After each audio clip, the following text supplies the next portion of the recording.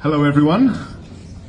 On behalf of the History Trust of South Australia, I'd like to welcome you to the Migration Museum courtyard, where we have a special announcement to make today.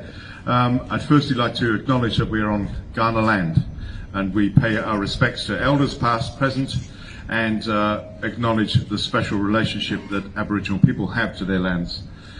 My name is Paul Rees. I'm the head of museums, marketing, major events for the History Trust of South Australia. But today's focus is on the Bay to Birdwood, and it's on this beautiful vehicle, and a special announcement from the chair, Michael Neal. So without further ado, I'll just hand over to Michael Neal, the Bay to Birdwood chair of the advisory committee. Thank you, Paul. I too acknowledge that this land that we meet on today is the traditional lands of the Kaurna people, and we respect their spiritual relationship with their country. Well, isn't it wonderful to know that the Bay to Birdwood will be back this year after a couple of years of change that saw many large-scale events like the Bay to Birdwood change or were even cancelled.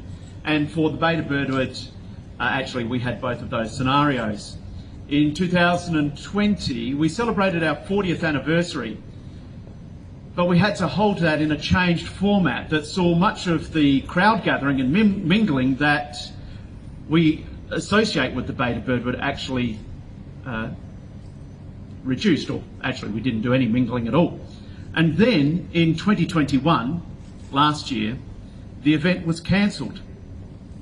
And like many others, we went online with a burst of activity to ensure that while the streets where activity had gone, the event was actually still remembered. And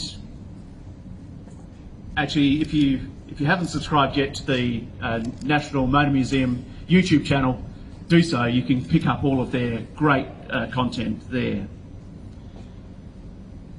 On Sunday the 16th of October 2022, the Bay to Birdwood will be back on the road, and over 1,500 historic vehicles will once again gather near the sea in the suburb of West Beach, and will track close to 72 kilometre route all the way to the National Motor Museum in Birdwood. As in previous years, we'll expect to see some 90,000 people gather along the side of the road in their favourite spots to view the parade. And I remember doing so myself actually as a kid, and marvelling at the rare and beautiful vehicles as they pass by, and today actually having an appreciation as a participant for what a great achievement it is to actually, in a historic vehicle, get to the National Motor Museum in Birdwood.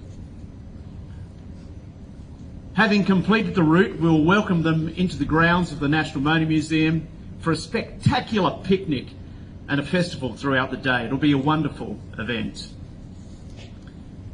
Today, I've been given a great privilege of making a really important announcement. In alignment with what we are seeing happen with historic vehicle community throughout the world, the Bay to Birdwood will welcome electric converted vehicles for the very first time.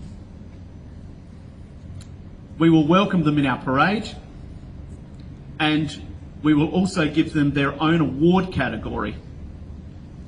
Like the Concours d'Elegance for the pre-1950s vehicles and the Concours d'Elegance for the 1950 and older classic vehicles, the Preservation Class Awards, the EV conversion vehicles will need to complete the entire journey. They'll need to start at Barrett Reserve, travel the full route, making their way up through the beautiful Adelaide Hills, and arrive at the National Motor Museum in Birdwood to be eligible for this award. The decision by the Bay to Birdwood to welcome EV converted historic vehicles may be seen as controversial.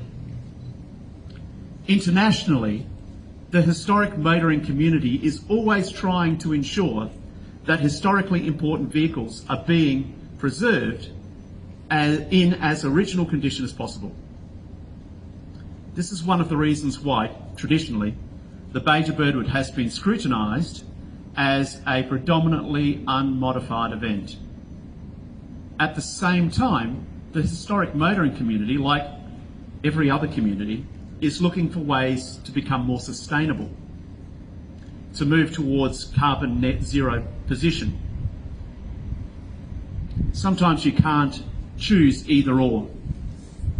Sometimes you need to find a solution that achieves both. Taking leadership towards carbon neutrality ensures future generations will be able to enjoy the event and these vehicles in the decades to come. The Beta Birdwood is not a commemoration of any period of historic motoring. Rather, we celebrate the history of motoring as a whole. History is not static, and many people around the world and through Australia are currently undertaking EV conversions of their historic vehicles. It's a growing part of the history of historic motoring.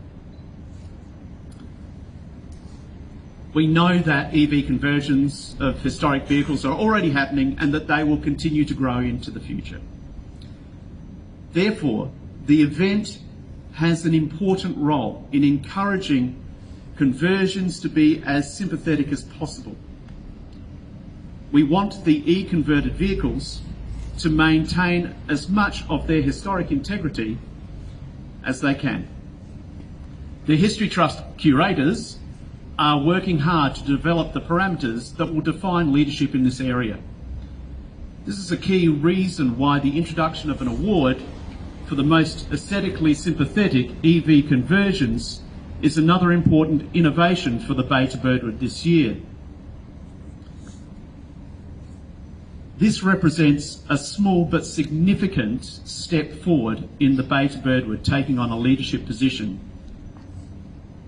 as the first, to my knowledge, global Tier 1 historic motoring event to offer an EV conversion award.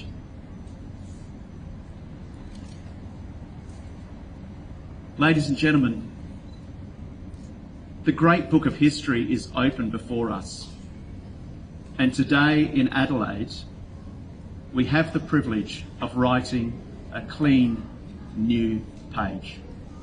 Thank you.